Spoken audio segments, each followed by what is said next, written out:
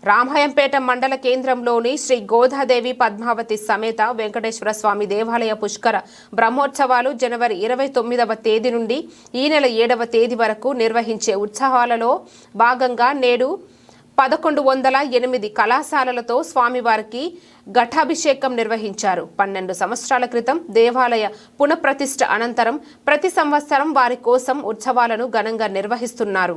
ఈ కార్యక్రమంలో MLC share Subhash Reddy, ఆలయ కమిటీ సభ్యులు పాల్గొన్నారు.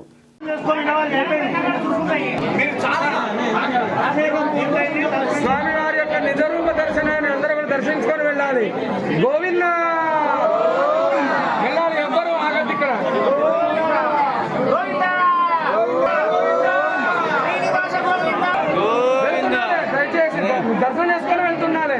ఒక లైన్లో వస్తే అందరూ బాగుంటుంది. ఒక క్యూ పద్ధతిలో మా అందరూ కూడా ఒకరి తర్వాత ఒక్కసారి బయటకు వెళ్తే దర్శనం చేసుకొని అందరూ స్వామి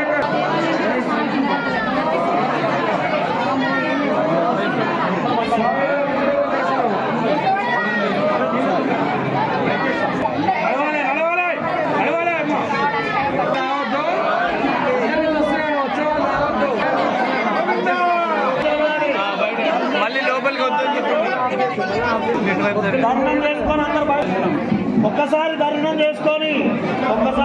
చేసుకొని గుడి బయట నిలబడాలి.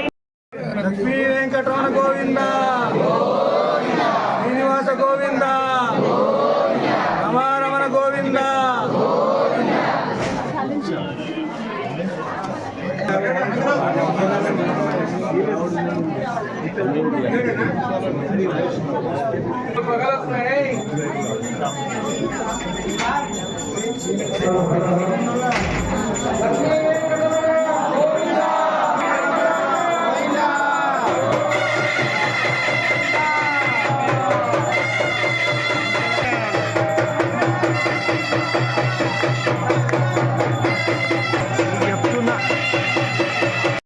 పద్మావతి గోడ సమేత వెంకటేశ్వర స్వామి దేవాలయం గత 12 సంవత్సరాల నుంచి పుష్కర బ్రహ్మోత్సవం అంగరంగ వైభవంగా నిర్వహిస్తున్నారు ఆలయ కమిటీ వారు. అదే కాకుండా ఈ సంవత్సరం పుష్కర బ్రహ్మోత్సవాన్ని 12 సంవత్సరాలు అయినందున పుష్కర బ్రహ్మోత్సవం అని చేయడం జరుగుతుంది. కనుక ఈ యొక్క కార్యక్రమానికి భక్తులు చాలామంది విరాళాలు ఇవ్వడం జరిగింది. సుమారు 30 లక్షల వరకు విరాళాలు ఇచ్చారు. వారికి వారి కుటుంబ సభ్యులకు స్వామివారి కృపా కటాక్షాలు ఇళ్ళవేళలా ఉండాలని కోరుకుంటున్నాం. అదే కాకుండా మొన్న 31వ తేదీ రోజున రామాయంపేట పట్టణానికి జగద్గురు అయినటువంటి శ్రీమన్నారాయణ చిన్నచయ్య స్వామి గారు ఇచ్చేశారు. అదే కాకుండా నిన్న అన్నప్రసాదంకు భక్తులు కూడా 5 లక్షల వరకు సుమారు ఖర్చు చేసి 5,000 మందికి కూడా భోజన వసతి ఏర్పాటు చేశారు. ఒక భక్తుడు పేరు లేకుండా చేయడం జరిగింది. కళ్యాణ మహోత్సవం కూడా అంగరంగ వైభవంగా జరిగింది. కళ్యాణ మహోత్సవానికి మరియు ఈ యొక్క లక్ష్మీనారాయణ పూజా కార్యక్రమానికి సహస్ర ఘటాభిషేకానికి కూడా భక్తులు 1,20,000 రూపాయలు నగదు ఇవ్వడం జరిగింది. అదే కాకుండా ఇంకా చాలా మంది విరాళాలు ఇచ్చారు.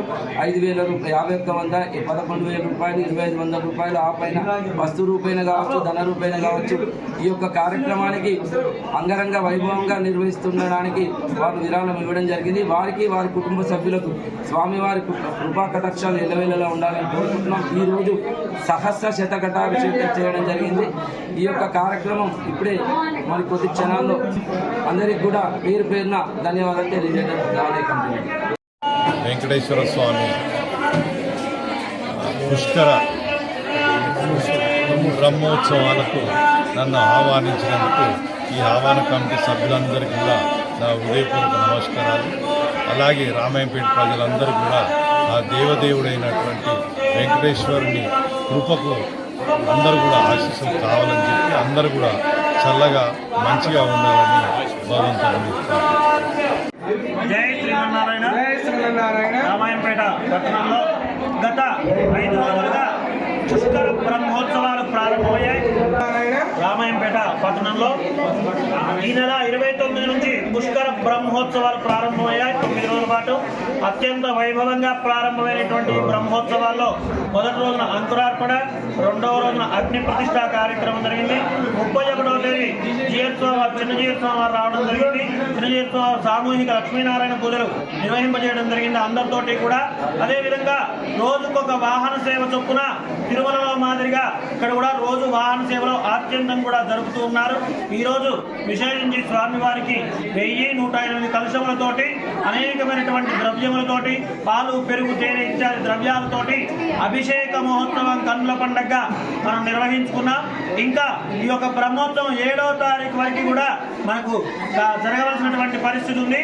కాబట్టి రేపు ఎల్లుండి 7వ తారీఖున సాయం 7వ తారీఖు ఉదయం మహాపూర్ణాహుతి, చక్ర స్నానము, కుంభ ప్రోక్షణ, శిఖర ప్రోక్షణ ఈ యొక్క కార్యక్రమాలు ఉన్నాయి. సాయంకాలం ద్వాదశారాధన, ద్వాదశ ప్రదక్షిణలతోటి పండిత సన్మానంతో ఈ కార్యక్రమాలను సంపన్నం చేసుకుంటాం.